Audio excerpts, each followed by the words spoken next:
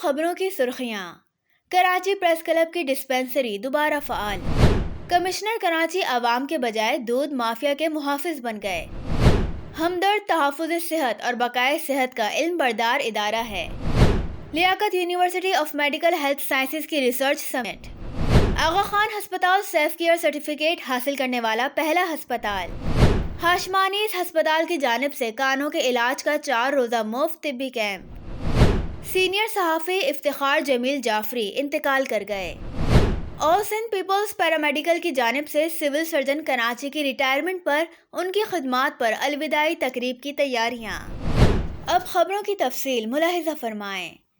Karachi press club میں mega ترقیاتی منصوبوں کی تعمیر و ترقی کے باعث کلب ممبران کی سہولت کے لیے مفت ڈسپنسری کی سہولت کو از سر نو فعال کر دیا گیا ہے اور گزشتہ روز director health services Karachi doctor Abdul Hamid Jamani نے کلب کے صدر فاضل جمیلی اور سیکرٹری رضوان بھٹی کے ہمراہ گراؤنڈ فلور پر منتقل ہونے والی ڈسپنسری کا افتتاح کیا۔ افتتاحی تقریب میں ڈسٹرکٹ ساؤتھ کراچی کے ضلعی صحت افسر ڈاکٹر راج کمار بھی موجود تھے۔ ڈسپنسری میں سندھ سروسز ہسپتال کراچی کے 2 ڈاکٹرز اور ایک ڈسپنسر کی بھی باقاعدہ تعیناتی عمل میں لائی گئی ہے۔ کمشنر کراچی نے قانون کے مطابق عوام کی نمائندگی کرنے کے بجائے ڈیری مافیا کے مفادات کے محافظ بن گئے۔ دودھ کی سرکاری قیمت 180 لیٹر جبکہ یہ عوام کو 190 روپے لیٹر ملے گا۔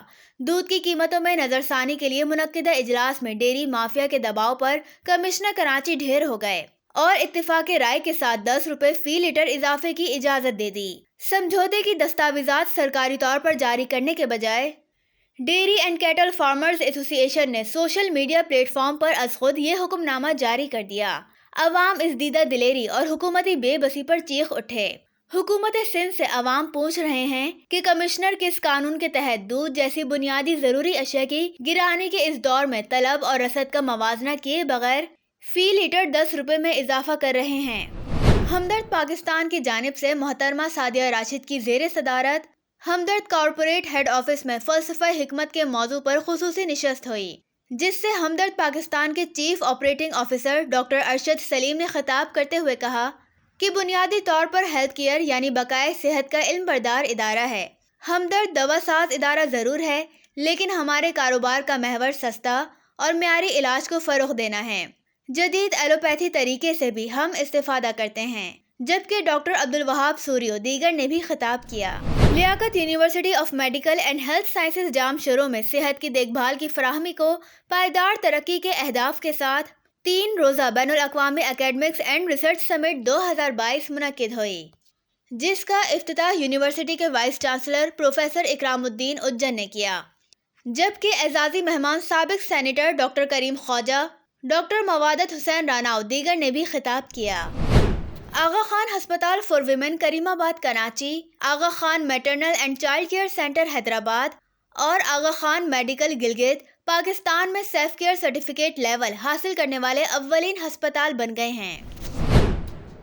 ہاشمانیز ہسپتال کی جانب سے کانوں کے علاج معالجے کے لیے 4 روزہ مفت طبی کیمپ کا انعقاد کیا گیا۔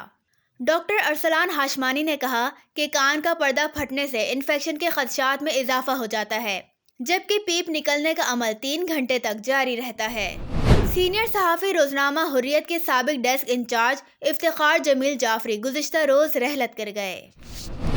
آل Sindh peoples paramedical Sindh services ہسپتال یونٹ کی جانب سے ہسپتال کے میڈیکل سپرنٹینڈنٹ اور civil surgeon Karachi doctor Agha Muhammad Zubair کی عنقریب ریٹائرمنٹ سے قبل ان کی خدمات پر خراج تحسین پیش کرنے کے لیے الوداعی تقریب کی تیاریاں ناصر شیخ اور صابر پٹھان سمیت دیگر ارکان کی جانب سے زور و شور سے جاری ہیں۔ خبروں کا وقت ختم ہوا۔ خدا حافظ۔